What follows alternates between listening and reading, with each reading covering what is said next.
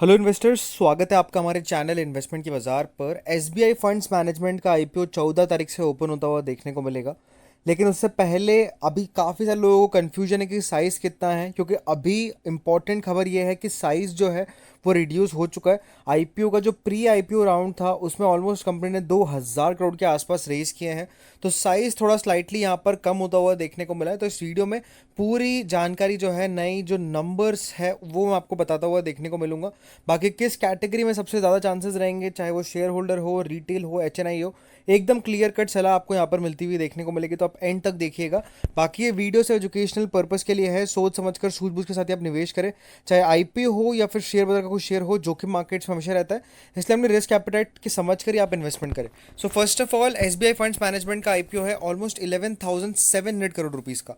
ये नंबर जो था ये 2 दिन पहले का था, बट अब जो नंबर होता हुआ देखने को मिला है वो है इस प्रकार से। जी हाँ, अब जो नंबर आया है वो है 9,795 करोड़ रुपीज़ का। ऑलमोस्ट 2,100 करोड़ का यहाँ पर कंपनी ने प्री आईपीओ में आप कह सकते हैं फंड रेजल किया है, जिसके चलते साइज जो है वो अब बिलो 10,000 करोड़ रुपीज़ यहाँ पर रहता हुआ देखने को मिल रहा है। Post issue market capitalisation 1,16,000 crore की यहाँ पर इस कंपनी की रहती हुई देखने को मिलेगी। रिटेल की अगर अपन बात करेंगे तो रिटेल के लिए है ऑलमोस्ट 3100 करोड़ रुपए का साइज रखा गया है। स्मॉल एचएनआई के लिए यहाँ पर 440 करोड़, बिग एचएनआई के लिए 887 करोड़ रुपीस के आसपास, एंड क्यूआईबीस के लिए 4438 करोड़ रुपीस के आसपास। तो कहीं ना कहीं साइज जो है वो रिड्यूस होता हुआ देखने को मिला है, और जब भी साइज रिड्यूस होता है तो अल्टीमेटली अलॉटमेंट चांसेस भी यहाँ पर रिड्यूस होते हुए देखने को मिलते हैं किसी आईपीओ के अंदर। बट यहाँ पर अगर आप देखेंगे तो बहुत बड़ा आईपीओ है, 10,000 करोड़ भी कम नहीं होता है। आई थिंक सो अलॉटमेंट के चांसेस बहुत बढ़िया यहाँ पर रहते हुए देखने को मिलेंगे। अगर आप फैमिली मेंबर्स, फ्रेंड्स के थ्रू अप्लाई करेंगे, 3-4 लॉट भी अगर आप अप्लाई करते हैं डिफरेंट डिफरेंट पैन के साथ, तो एक लॉट तो ऑलमोस्ट कंफर्म आपके यहाँ पर ज़रूर देखने को मिल जाएगी। बाकी यहाँ पर अगर आप देखेंगे, इस आईपीओ की बात करेंगे तो 14 तारीख को आईपीओ ओपन होगा, 16 तारीख को आईपीओ क्लोज होगा। 575 रुपए के शेयर मिलते हुए देखने को मिलेंगे। 1,17,000 करोड़ की कंपनी की मार्केट कैपिटलाइजेशन है।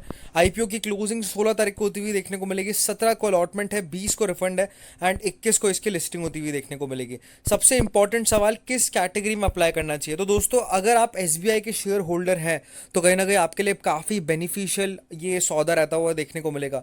मैं यही कहूँगा, अगर आप एसबीआई के शेयर होल्डर हैं तो आप शेयर होल्डर में मैक्सिमम लॉट लगाइए, उसके साथ एक रिटेल के लॉट लगा दीजिए, उसके साथ एक स्मॉल एचएनआई की लॉट लगा दीजिए, तो कहीं ना कहीं आपके अलॉटमेंट चांसेस बहुत अच्छे रहते हुए देखने को मिलेंगे। मुझे लगता है कि 10% का यहाँ पर आई थिंक शेयर होल्डर्स के लिए पोर्शन रिजर्व्ड है, तो ऑलमोस्ट 1,000 करोड़ के आसपास शेयर होल्डर के लिए पोर्शन रिजर्व्ड है। एंड आई थिंक सो 4 से 5 गुना से ज़्यादा सब्सक्रिप्शन यहाँ पर शेयर होल्डर में मुझे नहीं लगता कि देखने को मिलेगा। तो अगर आप मैक्सिमम लॉट लगाएंगे, जो 12 या 13 है वो आप लगाएंगे, तो कहीं ना कहीं एक लॉट तो आपको कंफर्म यहाँ पर शेयर होल्डर कोटा के थ्रू मिलती हुई देखने को मिल जाएगी। प्लस अगर आप शेयर होल्डर है तो आप शेयर होल्डर में तो लगा ही सकते हैं, प्लस उसके अलावा भी किसी कैटेगरी में आप अप्लाई कर सकते हैं।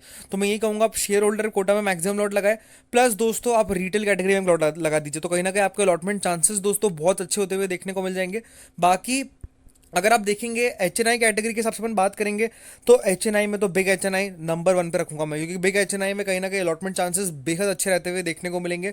स्मॉल एच एन आई में काफ़ी कम चांसेस रहेंगे बिग एच एन आई की कंपेरिजन में, क्योंकि आप देख सकते हैं 87 करोड़ का बिग एच एन आई है, एंड 440 करोड़ का यहाँ पर स्मॉल एच एन आई है। Out of all the category सबसे कम पोर्शन यहाँ पर स्मॉल एच एन आई में रहता हुआ देखने को मिलेगा। तो अगर आपके पास आप फंड्स की कमी है, लेकिन अगर आप एच एन आई में ही अप्लाई करना चाहते हो तो स्मॉल एच एन आई में अप्लाई कर दीजिए, लेकिन अगर आपके पास फंड्स की कमी नहीं है then go for big H N I. अगर अपन चांसेस वाइज देखेंगे तो सबसे ज़्यादा चांसेस यहाँ पर रिटेल के रहेंगे, सेकंड नंबर पर यहाँ पर बिग एच एन आई, थर्ड नंबर पर यहाँ पर स्मॉल एच एन आई।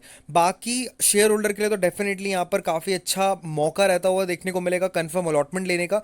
तो मैं यही आपको सजेशन दूंगा कि अगर आप शेयर होल्डर है तो मैक्सिमम लॉट लगाइए शेयर होल्डर में, साथ ही में बिग एच एन आई या फिर रिटेल के थ्रू आप इस आईपीओ के अंदर अप्लाई करके चल सकते हैं। तो ये दोस्तों स्ट्रैटेजी रहेगी एसबीआई म्यूचुअल फंड्स के अंदर अप्लाई की।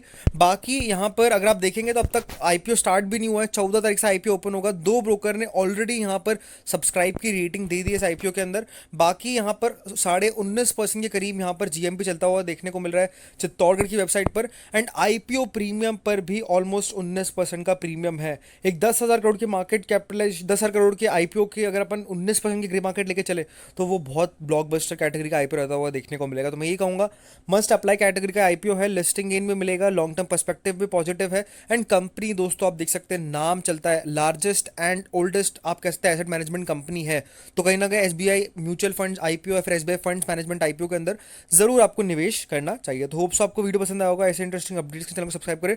Thank you friends watching this video.